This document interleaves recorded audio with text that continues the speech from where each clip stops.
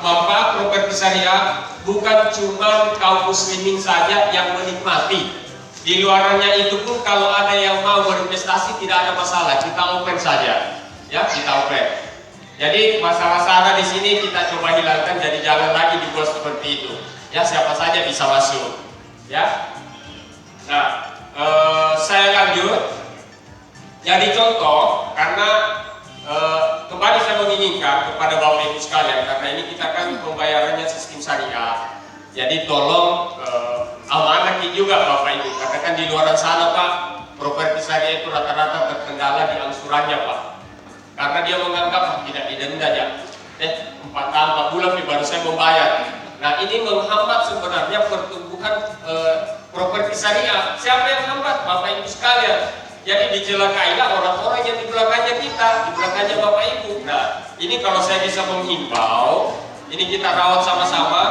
Developer syariah itu sudah begitu bijaksananya bagaimana kaum muslimin maupun warga-warga Indonesia yang lain untuk memiliki rumah tanpa adanya intervensi perbankan, biro syarat-syarat yang begitu ribet. Di sini kan kita tidak adakan lagi. Jadi cukup fotokopi KTP saja diberikan, kemudian nomor handphone. Nomor handphone itu kenapa kami butuh? Karena kan setiap saat kami ingatkan. Karena yang namanya kalau kita sudah transaksi berarti kan sudah ada utang piutang, ya sudah ada utang piutang. Nah, saya coba jelaskan sedikit mengenai lokasi. Ini Bundaran Samata ini bisa kita perhatikan dengan seksama. Ini Bundaran Samata, ini kampus UIN yang baru, posisi kantor kami di sini. Ya, ini jalanan juga ke kampus Teknik Unhas dan dilalui Damri ini, dilalui Damri. Ya, ini jalanan poros ke Malino. Ini wisata kebun. Ya, ini SPBU di sini, ini ke lokasi. Ini SPBU. Nah, ini jalan masuk ke lokasi ini. Dan pilih-pilih jauh. Kelebihan dari lokasi ini karena dia berada di sebelah kiri.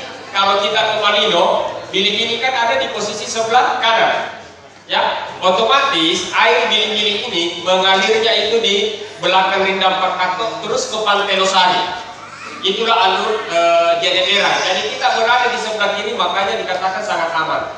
Malah air dari sini larinya ke sini, ke anak sungai Jeneberang, ya. Karena sebenarnya lokasi kita ini ada di atas gunung. Kita di atas gunung. Kelebihan lokasi ini kita dikelilingi oleh pemandangan gunung-gunung di sini, di sekitaran sini. Nah, ini lapangan gor kurang lebih sekitar 5.500 hektar. Di situ saja dulu tadi, Pak. Ini ya, saya agak lama barangkali menjelaskan di sini supaya Bapak Ibu tahu bagaimana perkembangan Patalasan dari masa ke masa. Ya.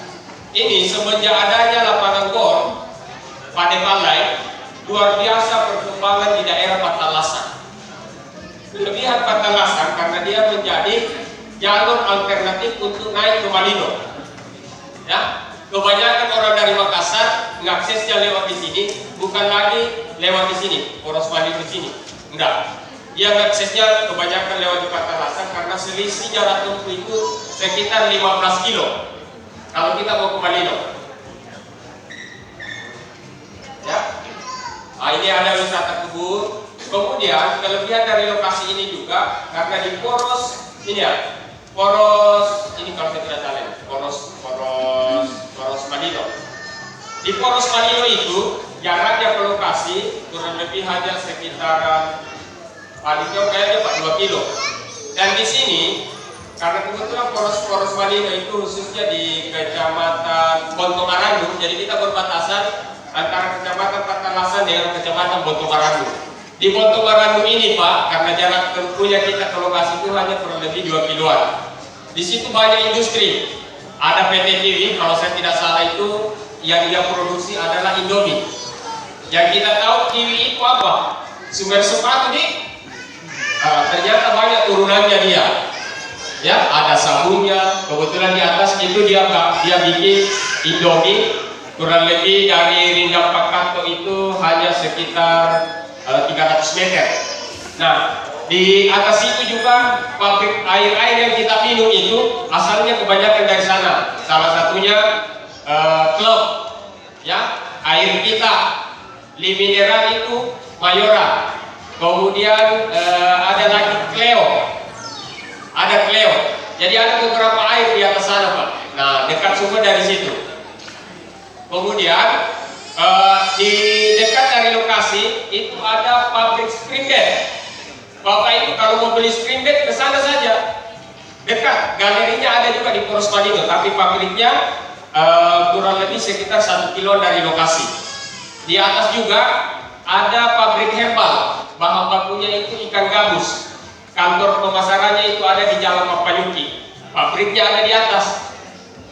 Dan 3 tahun terakhir ini perkembangan perumahan di sekitar lokasi luar biasa sekali, Pak.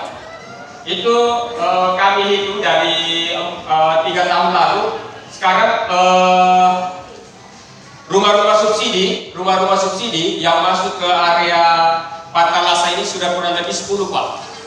Ya, ini pun kalau kita bandingkan, banyak orang yang mengatakan, aduh, lebih bagus saya membeli rumah subsidi. Ya, Ibu kalau membeli tanah di sini, kemudian kita bangunkan rumah tipe 36, itu tidak sampai 100 juta, Pak. Bagus lagi bangunan, tak sesuai selera, bahan bakunya juga lebih bagus dibanding rumah subsidi. Nah, itu dibanding rumah subsidi.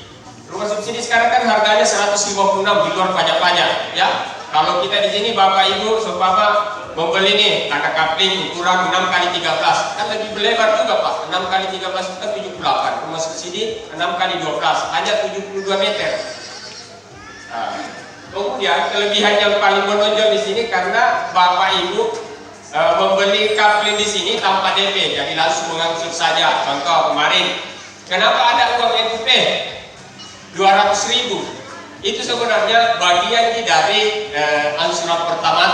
Contoh sudah dipemilih nanti di sini, begitu kita PPJB di belakang tinggal tambah 300.000 bagi yang mengambil kapling 6 kali 13. Jadi kita tinggal tambah 300.000, Pak, angsuran pertama selesai, langsung distempelkan.